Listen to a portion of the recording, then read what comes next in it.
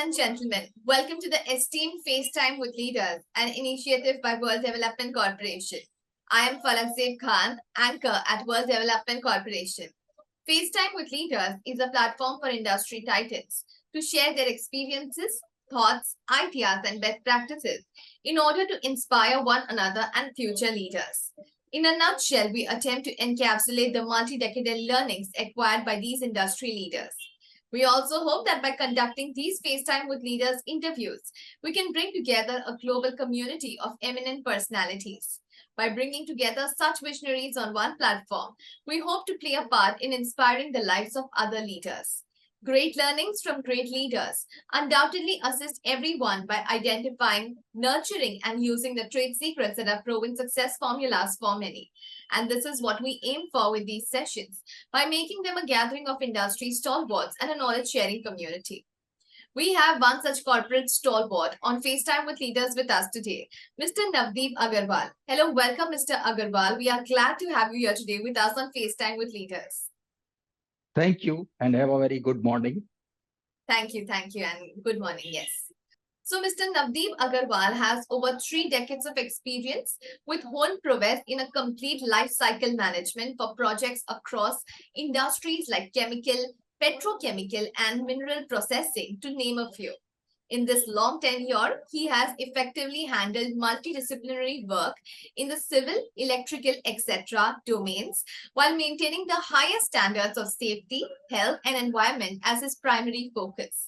As someone who comes with a distinguished prowess in the field of chemical engineering, he has made sure not to leave a stone unturned, particularly in areas like land identification and acquisition while setting up industries, developing their facilities, performing project studies, their evaluation, and so forth. Currently, he is serving in the designation of Vice President at Orchid Bio Pharma. So, Mr. Agarwal, could you let our viewers know in brief about your career journey so far with important achievements, inspirations, etc.? Yeah, sure, Palak. First of all, thank you for introducing me. So I am basically a chemical engineer. I have done BTech from NIT Rourkela. Then I started my career from India Glycols Limited, which is basically a agro-based feedstock company which produces various petrochemicals. So that was the only company which were using agrochemical feedstock and producing petrochemical. I worked there for initially in the production department, and in a just experience of 3 years, I got promoted up to the shift superintendent level. And then I was transferred to the technical services where I debottlenecked the entire MEG plant from 60 tons per day to 80 tons per day. And I was also exposed to the various latest technologies because the technology was given by the scientific design company USA, and this was built by the Toyo Engineering. So after spending a time of 6.5 years, then I switched over to Reliance Petroleum, Jamnagar. They were setting up our first largest world grassroots refinery. So I was a part of setting up that grassroots refinery. So I was working in the project planning group. So I was exposed to the various developed project monitoring tools, and I was instrumental in setting up our entire Jamnagar refinery. So that was scheduled to be commissioned within 30 months, but because of our rigorous planning, we were able to commission within a span of 27 months. So that was one of my greatest achievements. Apart from this, I was also a coordinator for British Safety Council. So I was instrumental in bringing a safety culture in the entire Reliance Jamnagar refinery. I worked there for 3.5 years. Then I switched over to Adani Wilmar as a technical services engineer. And I rose to a level of project head there. Adani Wilmar, as you know, it is an edible oil refinery. So I initiated various greenfield and brownfield projects there. So one of the project was edible oil refinery, hydrogenation, cogeneration power plant, So that was completed within a record time of only 11 months. So at that point of time, the project outlay was 200 crores. Apart from that, I was handled various brownfield projects as well. So one of the assignment was dismantling one of the refinery at Mantralayam and then shifting the entire refinery to Bundi and then re-erecting and recommissioning. So that was one of the challenge which we took and we successfully commissioned that refinery. After that, I joined United Phosphorus Limited as a site project head. There, I handled more than 5,000 crores worth of project, and at any point of time, I was handling more than 25 odd projects. And one of my greatest achievement while working at United Phosphorus Limited was making a 2,000 pages project management manual.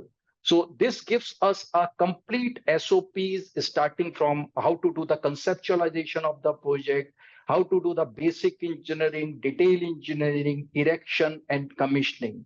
Also, it gives all the specifications of equipment, electrical equipment, civil standards, everything. So it is a kind of Bible for any project management person. So that was my one of the greatest achievement. Then I worked with the DCM Shriram group at Bharuch. So I established more than 2,500 crores of project while working at DCM Shriram group. So I was the first person recruited at DCM Shriram, and I established the entire project management organization structure, recruitment, and then all the hierarchies establishment.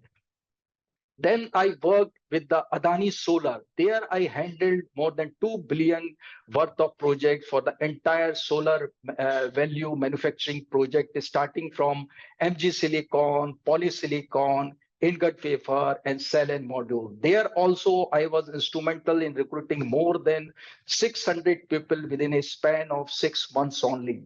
So I was taking interviews starting from the top level up to the bottom level.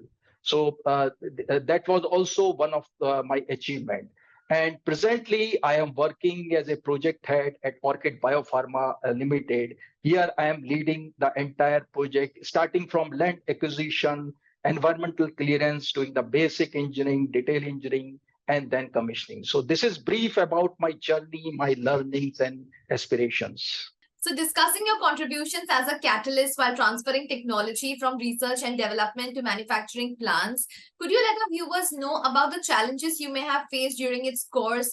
Could you also share the techniques you adopted for tackling those challenges? Yeah, sure, Falak. So there are two methodologies which are normally adopted for transferring technology for the commercial scale plant. So one is if we have a third party who gives the technology, then we take the technology, we validate it, we do the basic engineering, detail engineering, and transfer it as a commercial at a commercial scale. Now, there are only few challenges with this technology methodology because we have a third party. So whatever queries or whatever problems we face, so there is always a third party who can resolve all our problem. Now, the next thing is if we have a in-house developed technology by the R&D department, so there are various unknown factors which are very important to resolve before we start commissioning the plant. So here the lot of challenges comes into picture. So it requires a lot of interaction, lot of testing at the lab scale, pilot scale, involving of experts, domain experts, and then resolving all those issues. Now the methodology which we adopted that if we have 10 issues and we are able to resolve 8 issues, the 2 issues still remain in the box. So what we do, we go ahead with 2 issues, and later on, as we get the opportunity of resolving those issues, we resolve it so that we can go forward. We don't stuck at any point of time.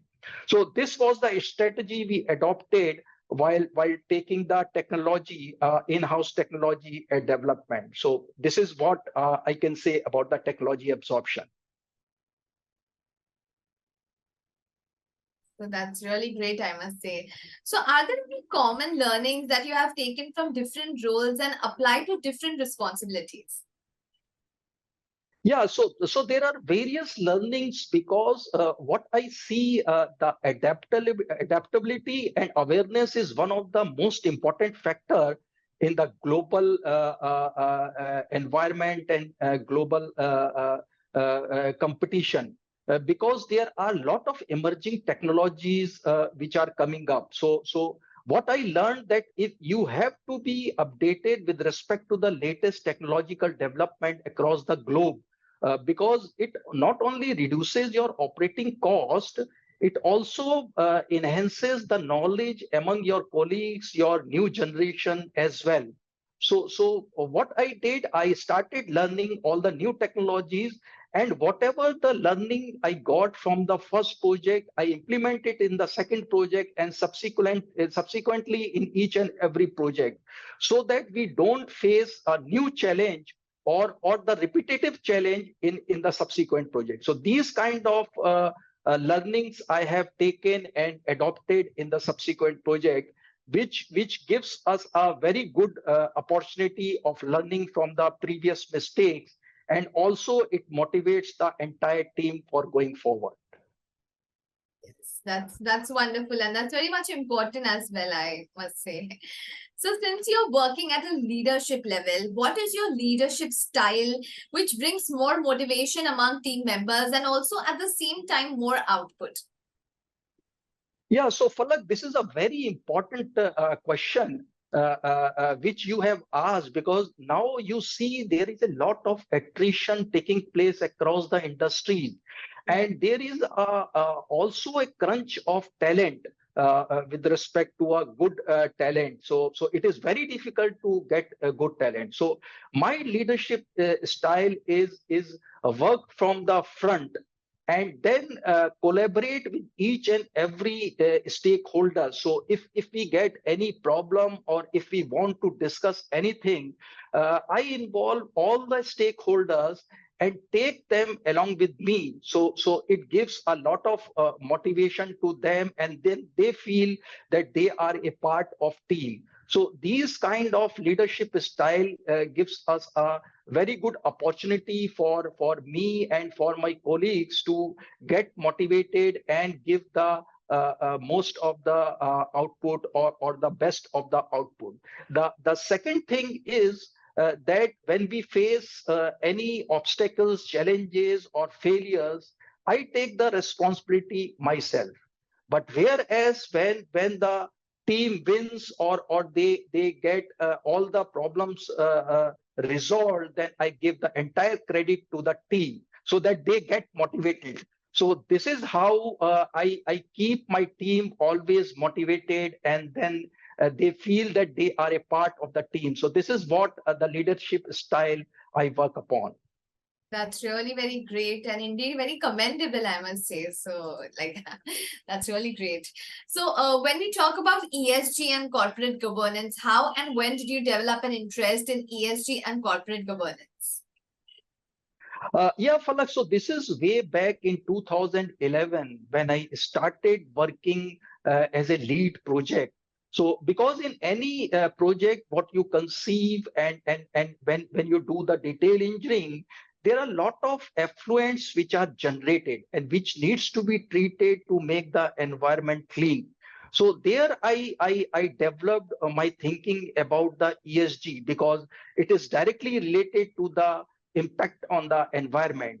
And regarding the social governance, because many of the greenfield project in which I have worked, this involves the local community involvement. So I felt that if we take all the stakeholders, internal stakeholders and external stakeholders, then the ESG can be well managed, because the environmental issues that can be resolved with the help of internal stakeholders, and if it is affecting the external stakeholders, we involve the external stakeholders as well. We take their opinion, and then we can resolve it. And second thing is the social governance. We give the community whatever requirements are there. We contribute a lot with respect to the society development or the water sanitation, so that they also feel a part of it. So this is how I have developed the ESG concept in all my projects. And in fact, I have also written a manual on the ESG, that what kind of principles needs to be adopted at the design stage, at the execution stage, and at the commissioning stage. So any new member which comes and join the project team, he is totally well aware what kind of points he needs to consider while designing the plant, because once you design the plant, you cannot change anything. So that is very important. So it imbibes in the project itself. So this is how I developed the ESG concept and implemented across the various projects. That's truly inspiring indeed, I must say. So, as an ESG and corporate governance expert, what values do you bring to the table? Yeah, so as I told you, that the first thing in the ESG is to identify what we need to do before implementation of any project. So these are the listing of all the requirements.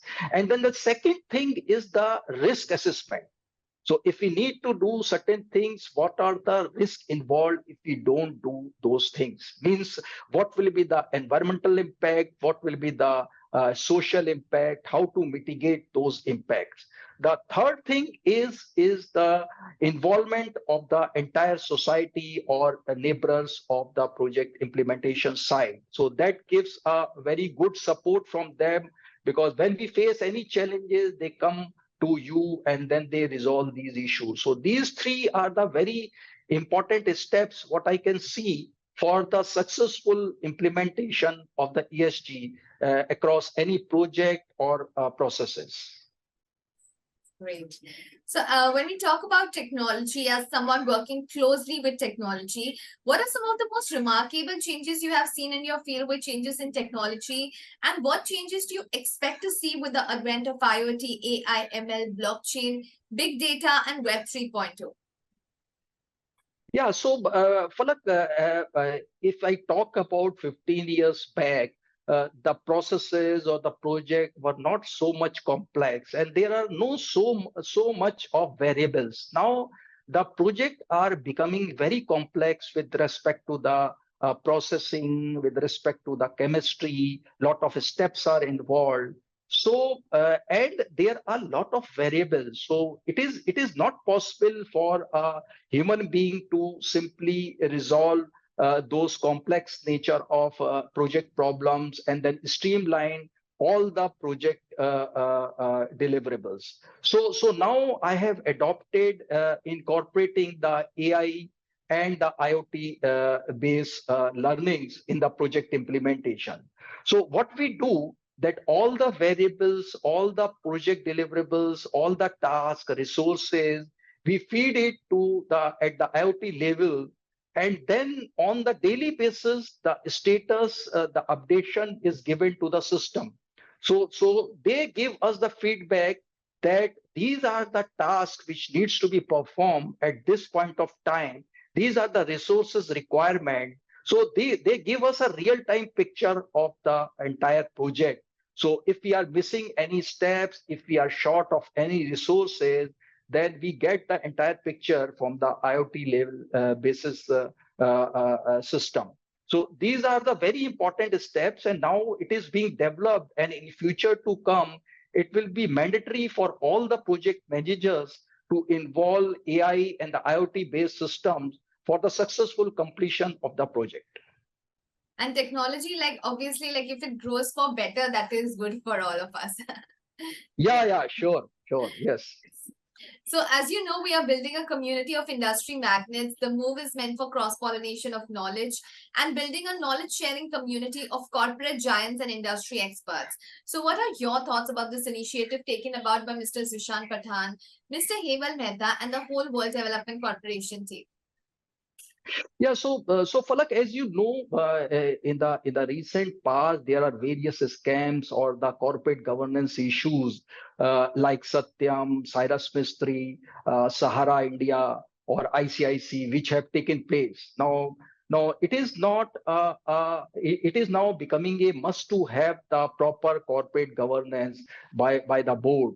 So I think Mr. Zishan and Mr. Heval has taken a very brilliant step in educating all the top level management or the middle level management, and they are educating what type of corporate governance is the necessity, so that these kind of miss corporate governance can be avoided. So that is one part. And the second part is, now it is becoming mandatory for all the board to have certified proficiency, certified independent directors. So this is the second step Mr. Zishan and Mr. Hevel has taken, that they bring more qualified and diversify knowledgeable persons as the independent director. So this is really a brilliant step they have taken, and it will give a lot of improvement in the corporate governance across the board. These have been really kind words by you. So it was fantastic conversing with you, and I'm confident that your insights will inspire future leaders. Thank you so much for joining us today, Mr. Navdeep Agarwal. We wish you the best for your future endeavors. Moreover, trust that this initiative by Directors Institute unquestionably expanded the participants' understanding and enriched their minds. And all the wonderful different principles, the teachings that you've shared with us, and your wonderful career journey, I'm sure, like everyone watching this, it is going to help them grow in their careers as well. So thank you so much for being with us today on FaceTime with Leaders. Thank you. Thanks a lot, Palak.